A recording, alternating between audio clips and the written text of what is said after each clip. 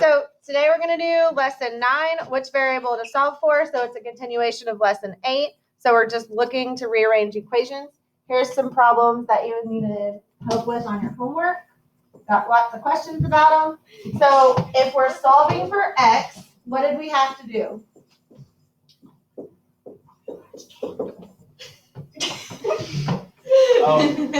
We have to. Wait, can I see you?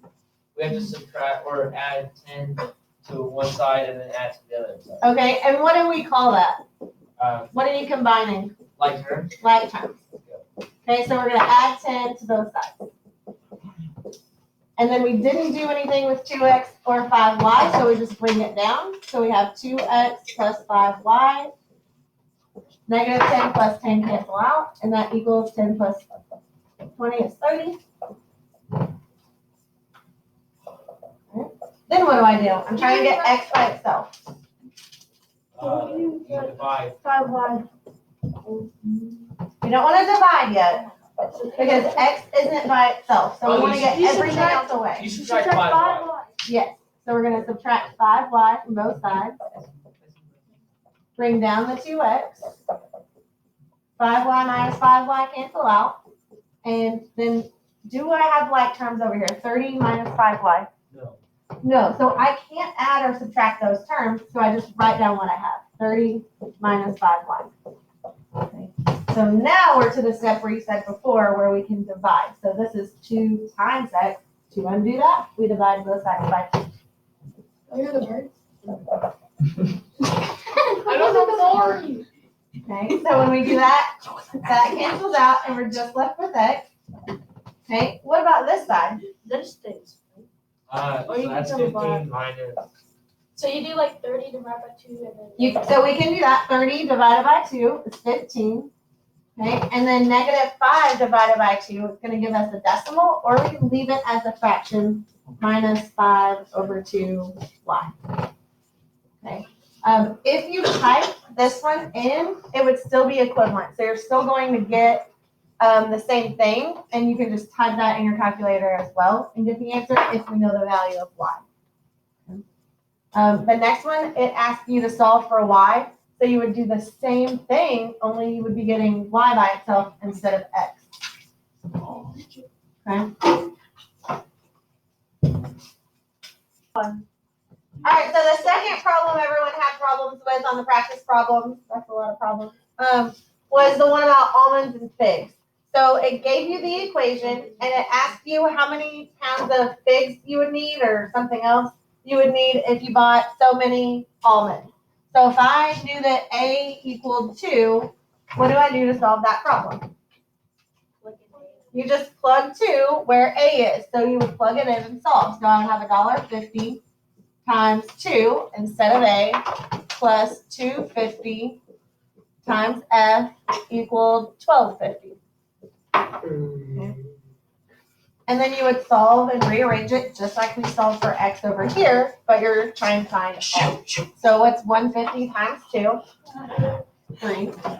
So I didn't do anything with 250, so I still have that. Equals 1250. And then I need to combine my like terms. So I don't have, I have 2 like terms, 3 and 1250. So I can move that to the other side. It's a plus 3, so I'm going to do the opposite by subtracting 3 from both sides. Okay, 3 minus 3 cancel out. I'm going to bring my 250 down. So 250F equals 1250 minus 3 is 950. Then what do? Divide both sides by 250. Okay. So that cancels that out, and F is equal to what?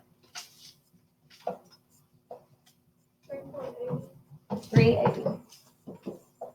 Good. Okay.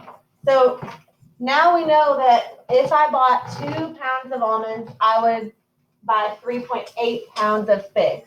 So you're not always going to have a whole number there, but if we're going to continue finding pounds of figs and knowing pounds of almonds, do you think it would be beneficial to rearrange that equation to help you solve it faster?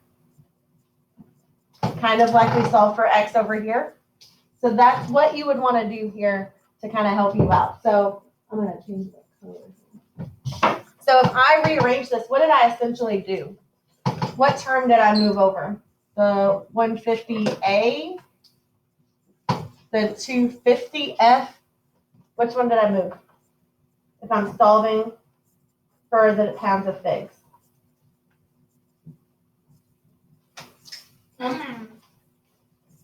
What even is that? It's like a fruit. So if I'm rearranging that, I had $1.50 A plus 250 F equal $12.50. So I would subtract the $1.50 and move it to the other side. So that would give me F equals $12.50 minus $1.50 A, and then divide both sides by 250. And that would cancel that 250 out so that I only had F. So now I have an equation where F is by itself. So all I have to do is plug in the value for A and hit enter on my calculator. And so I don't have to solve it every time because it's already solved for what I'm looking for. All right. Any questions about that one?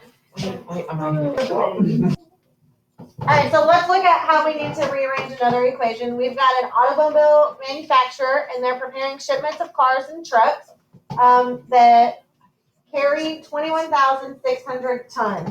So we need to write the equation that represents the weight constraints of a shipment. So C is going to equal the number of cars. Okay, so there should be a C there. And then T is the number of trucks. Okay, so C equals cars, T equals number of trucks. Okay. Up above, it tells us that cars weigh 3.6 tons and trucks weigh 7.5 tons. So how can I write an equation to represent the total weight there? So if I have 5 cars, what would I multiply it by?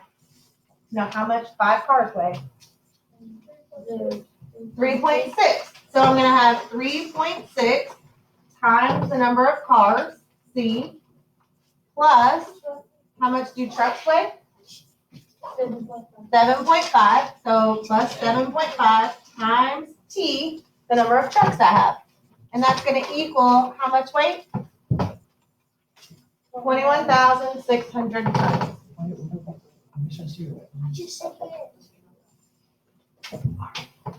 Okay, so if we have one shipment of trucks and they're loaded first, and we know how many trucks we have, how many cars can I add to that shipment?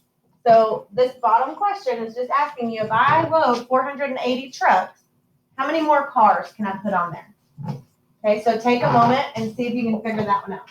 3, 2, 1. All right, so if I know there are 480 trucks on the cargo shipment container, I can plug that in where T goes. So I would have 3.6 C plus 7.5 times 480 equals 21,600. Okay, and solve for C. What did y'all get for that one? We're still working it out. So what do we do to get there? What do we do? You gotta multiply 7.5 times 480. Okay, what does that give you? I don't know. 3,600. 3,600, way to bail them out, equals 21,600. Then what do we do? Subtract 3,600. All right, so I'm going to subtract that.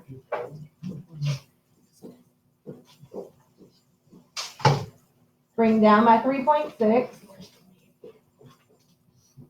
And 21,000 minus 3,600 gives you what? 18,000.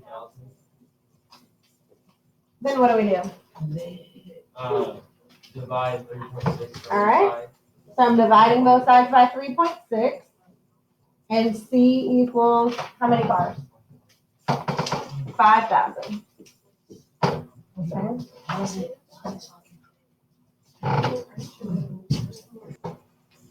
Alright, so we found C, but we have to do it 3 more times. So it's gonna benefit us to rearrange this equation so that we can just plug in the end result and have C solved for.